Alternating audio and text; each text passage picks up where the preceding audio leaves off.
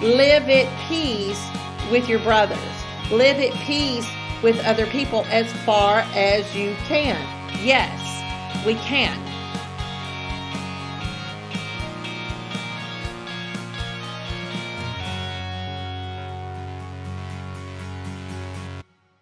Hi everyone, I'm Crystal McDaniel and this is The Naked Singer. We're ending our month of March with the subject matter of communication, and today we're going to be discussing resolving conflict, which I think is a big subject for everyone out there. We struggle very much with conflict and how to communicate during a conflict and how to resolve a conflict. So we're just going to discuss that for a few minutes and see where it is that we want to take it and how that we can be better at resolving conflict. Conflict is something that I have lived in since I was born, and it's something that I have worked very hard on to learn how to communicate and how to best resolve conflict. Because usually in a conflict, both parties actually need to agree that the goal is to come to common ground.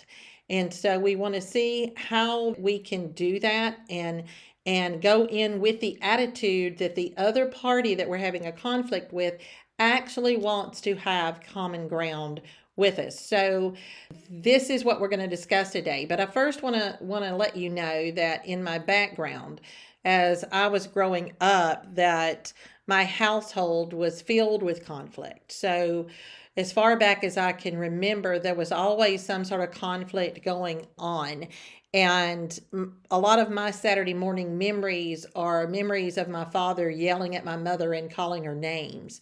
And they used to have some pretty bad fights, arguments with one another and raised voices.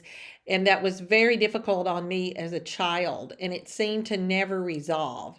And sometimes my father would fall into such a state of whatever it was, maybe it was depression, that he wouldn't speak one word to us for an entire 3 or 4 week period of time. I mean, he would literally go silent and we wouldn't hear anything from him. And I'm sure that that was some internal conflict that he had. So, I have to take that into consideration and know that in his background, he really didn't have the equipment or didn't search for the equipment to resolve conflict. So he really just reacted from emotion on top of emotion on top of emotion on top of emotion. And that caused him to have unresolved issues within himself. And that is something that I think is very important for us to address first, that before we can really resolve a conflict with somebody else, we must first take a look at ourselves, and we need to resolve the conflict within ourselves. We need to reflect within and see where our personal responsibility lies, not just in the conflict, but overall. Have we done something that could possibly be an offense to another person? So I think that, it's sort of what the Bible says. Well, it's not sort of, it is what the Bible says, that, if before you give an offering or before you give a tithe in the temple, if you have a conflict with somebody else, go resolve that conflict first and then give your sacrifice. Because if you still have an unresolved conflict, then there's something going on within you that is also unresolved. So that is something that I have worked on very hard to make sure that I'm resolving the conflict within myself before I go and I resolve the conflict with somebody else. I always want to be able to take responsibility first for what I can take responsibility for. And that's an important part of the way I want to live my life and how I want to build a life of peace and joy for myself, because that's something that I greatly desired as a child. and it's seeing everything and thinking that's just not right. To act this way is not right. So when I was able to move out of the house at 18, I moved out. I went off to school, and I resolved for myself that I wanted to learn how to live a life of peace and joy. Now, it took me a very long time to be able to do that. I'm going to be very upright and honest with you and very transparent. And this is the Naked Singer, and that's what we're talking about. So I'm going to strip all that out. I want you to know that in the beginning, at age 18, 19, 20, into my 30s, I was not living in peace and joy. I had a lot of unresolved issues in my life, and I had to work at resolving them. I had to go to therapy. I had to journal a lot. Um, I had to do a lot of things in order to make sure that I was living a life of peace. So on this journey, it's taken me quite a while to resolve issues and within myself, and to know that I can have peace.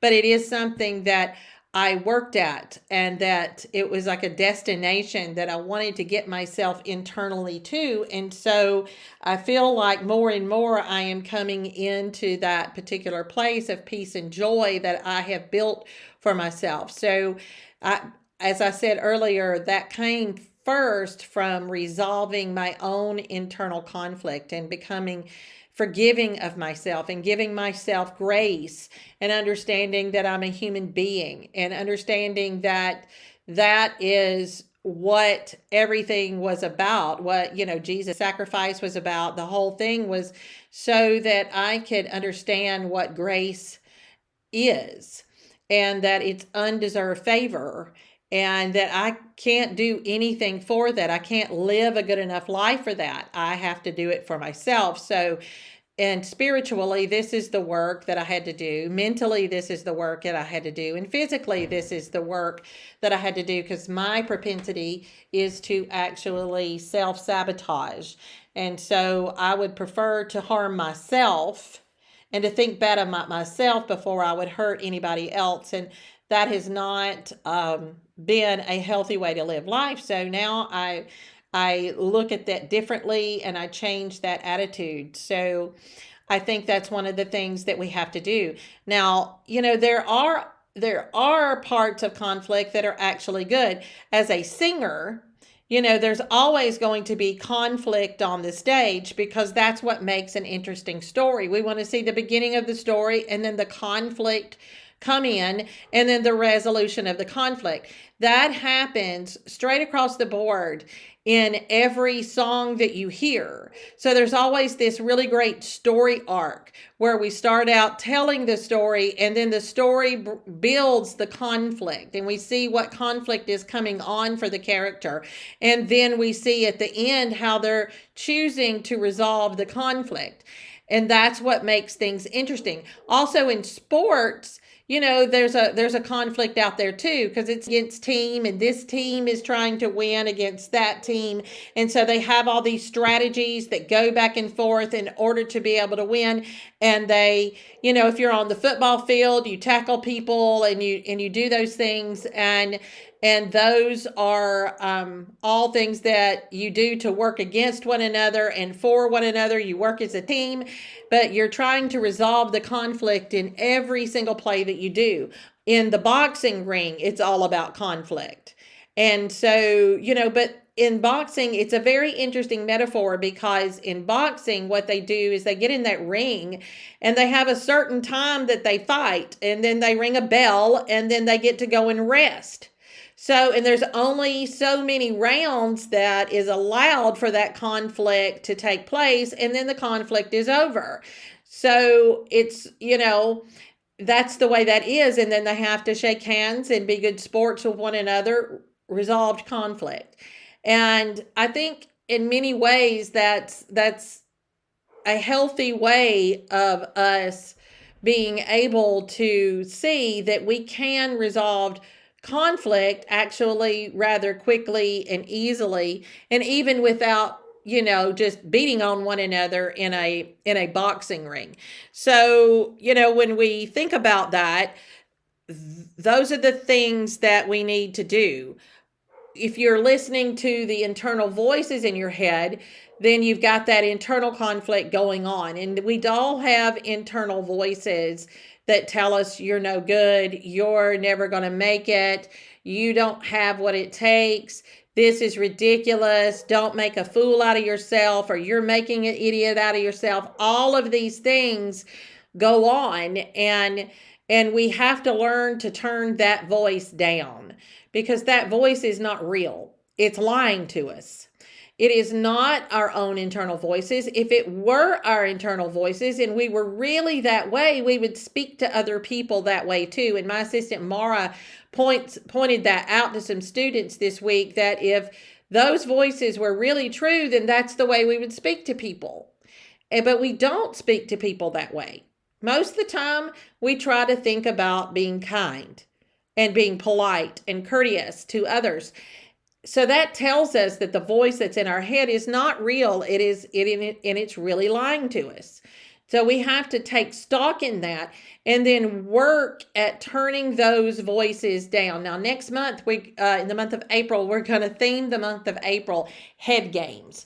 So we're going to discuss a lot of that internal narrative and what you can do to actually overcome that internal narrative. Now, when I say overcome, that does not mean that it's just going to go away, period. I think the internal voices are always there, but can we overcome what they say and know that they're lying, so that the voices get quieter and quieter and don't have the power over our lives that they have right now? Yes, we can. We can. So those are some things we're going to discuss in the month of April. But right now, what helped me, I'm going to tell you what helped me with the voices and with the internal conflict, was to actually know that those voices were lying and that I did not believe what they said. I didn't believe that I'm that type of person. I don't believe that about myself. So when I know that I don't believe it, then I can start taking steps outside of that to live out the life that I want to live and to be the person that I want to be. I just think about and plan out who I want to be and how I want to be, and then I go about being that authentically and truthfully. So that's how I live in peace. Peace is work for me. I stay working at it. So when there's a conflict that arises, I have to get that conflict solved quickly. I want it moved out of my way so that I can continue to move forward in my life and I can live at peace with the other person, because that's another thing that the Bible says is, as far as you can, live at peace with your brothers. Live at peace with other people as far as you can. So I know that I try very hard to go as far as I can to live in peace with other people and resolve that conflict. That is important for us to live a peaceful life. Now, how do we actually work and resolve the conflict? I've spoken in communication talks this month, and in some of the other podcasts, I've talked about how we communicate and how listening is so very important to our communication skills. Well, it's the same in resolving conflict. We have to know that we're going to have to listen, even if it's uncomfortable and even if we don't want to hear what the other person has to say. And then we have to also go in there saying right off the bat that we want to talk, because we know that the intent from the other party as well as ourselves is to live in peace and come up with a peaceful resolution so that the conflict can dissolve, if at all possible. That needs to be the goal. And you need to go into every conflict resolution conversation with the idea that the person that you have the conflict with also wants to resolve the conflict and be in peace with you. If you go in there with the idea that they don't, then the conflict is just going to be worse. So first and foremost, you've got to go in there with no preconceived notions whatsoever, no bias and no judgment. And tell yourself that you are going to listen and genuinely empathize with the person that is talking. And you're going to give them the chance to talk. So the first step is to go in and say right off the bat, I know that I've done some things wrong, and confess your own thoughts about what you did wrong. Don't add a but or however. Just say, and I take responsibility for this part where I did this. And then say, I want to resolve the conflict that is between us. I know that you do too. Is that accurate? Or you can say, I believe that you do too. Is that accurate? And give them the opportunity to say yes. Because once that yes comes about, then you know that you're going to be able to step forward and start working towards a resolution. If there isn't a yes, then you have to ask the question, okay, why don't you want to resolve this situation? And then be genuinely ready to listen. That is the way that you are going to be able to resolve the conversation and keep yourself open and help the other person be open as well. Because we must allow the other person to understand that they are cared for. Now, you may not get the impression that they feel cared for. However, that's not your responsibility. Your responsibility is to actually care and do your best to help them feel important and that you really want to listen to what they have to say. It is up to the other person whether they actually want to resolve the conflict or not. In my experience, most of the time people do. Most of the time people don't want to live in conflict. They prefer to live in peace. So with that said, the next thing you need to do is make the decision to identify what you're feeling and why before you do anything else. So that's very important for you to know what you are feeling first. Now, that doesn't mean that you share it. Sometimes you do.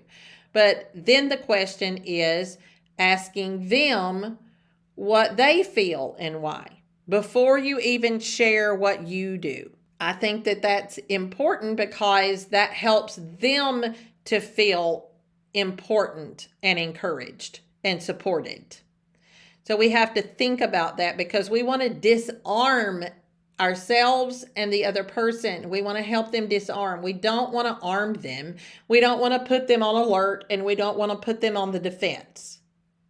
We want to make sure that all defenses get dropped so you can get down to the core of actually resolving the conflict. Make sure, the next one is to make sure that you choose a time that is good for you and for whomever you have the conflict with. I try to make it at a time that we can meet somewhere at like a coffee shop or a restaurant. The more friendly the place, the better. I want the atmosphere to be quiet, and I want the atmosphere to be relaxing because that's going to promote a better humor with a person. You know, a coffee shop is usually a good place to do that because they're set up for having conversations. And that's good. Plus the fact that the smells in a coffee shop many times promote good memories and good feelings because our sense of smell reminds us of things. So keep all of those things in mind when you're setting up a meeting time to resolve a conflict, because you want the atmosphere to promote goodwill between you and them. Also, be prepared to pay for their meal and their coffee. That is a nice thing to do. It shows that you are extending a generous heart and hand of friendship. Make sure that you make the problem clear and make your conversation about the problem, not about the person. So drop all verbiage that says you did this, you did that. Do you remember when you? Make sure that you use more I's than you's, so that it shows that you're taking more responsibility and you're not dumping the entire problem on them, because a conflict only occurs when two people have a problem, not one. So let's make sure that both parties are able to take responsibility. And our job in leading a conversation to resolve a conflict is to make sure that they feel comfortable enough to take on responsibility for themselves. So if you start saying you did this or when you said this, you can say things like when this was said instead of you said this. So you've got to think in those terms and take your personal feelings back a notch and allow yourself to lead a conversation that can be congenial and not accusatory or not blaming.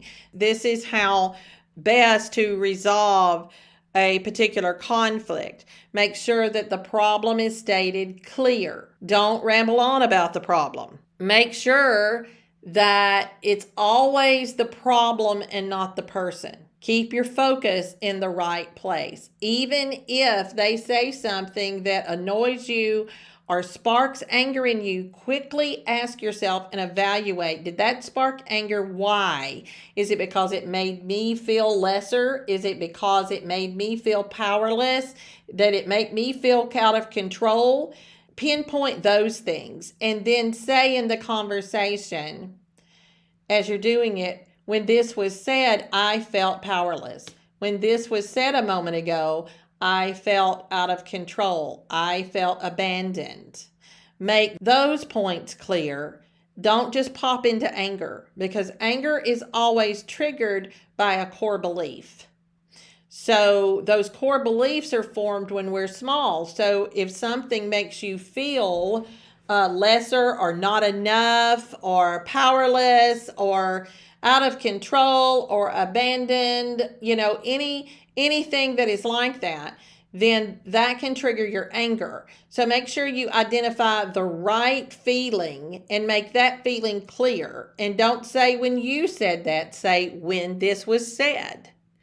So that way it's not a blaming thing. It is just factual. And we want to stay with the facts of the conflict. Ask for suggestions from the other person about how to resolve the problem, because you need to make sure that you both need input on the resolution of the problem. Not just you. It's not just your idea. It's also the other person's idea. My husband and I use a conversation style to resolve conflicts called learning conversations.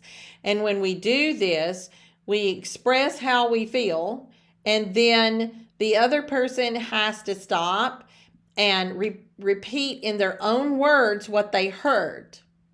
If they heard it correctly, the speaker says yes.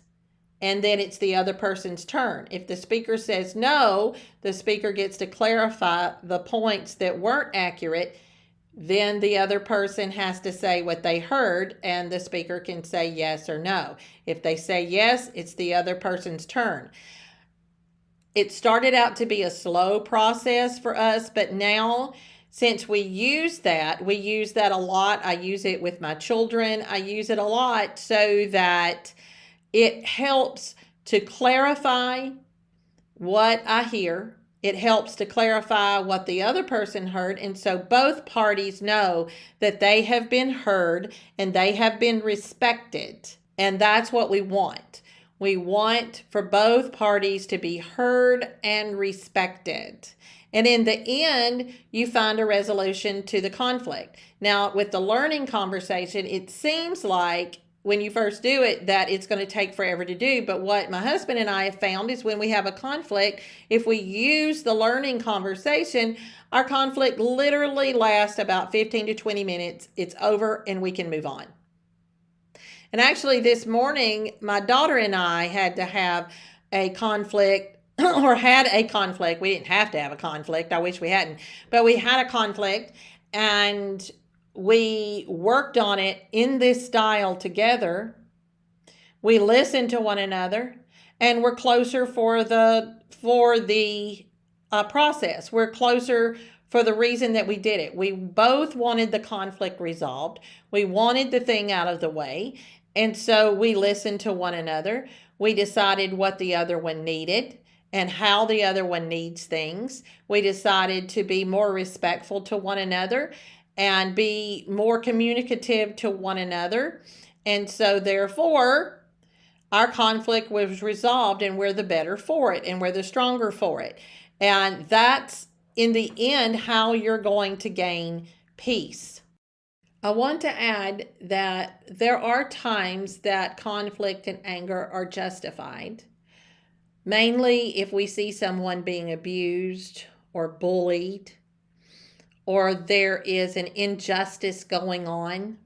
You know, those are conflicts that if we are angered by them, they're worth getting angry for, like human trafficking, drug abuse, things like that. Those are worth getting angry and standing up for, because that is a situation that is debasing the basic human needs of another person. And those are things that we need to stand for. We need to be angry for. And sometimes there's going to be conflict over, because of the fact that we're human, we're in an imperfect world. And while these things go on, we need to stand and say no and stand up against things like that.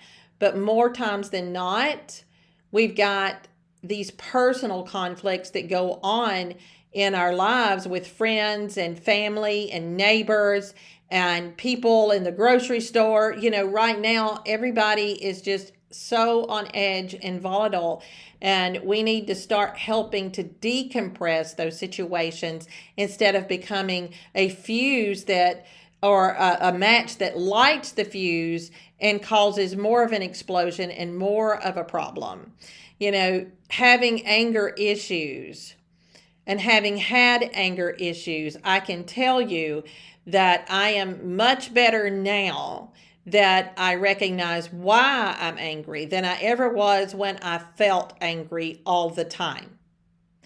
So, and I never wanted anybody to know I'm angry. So I always felt like I was two different people instead of just being authentically me, and being given tools right now to be able to deal with that, and having grown tools and really worked at situations to help me be able to dispel that has been the best thing that has happened to me.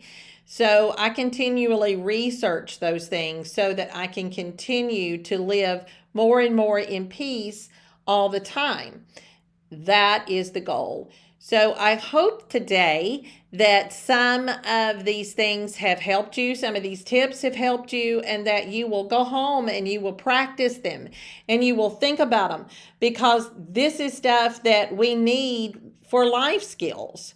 It's real life skills that we have to have. And sometimes in our lives, these things are skipped over, and then we just sort of flow through life and think this is the way it's supposed to be, because so many people react this way and they go with their emotions and they go with reactiveness, when really you don't have to. You can actually live in peace, and you don't have to be a monk in order to do it. And that's just the truth. We don't have to, live in a convent or a monastery in order to have peace. We don't have to sit around meditating, although meditating is good.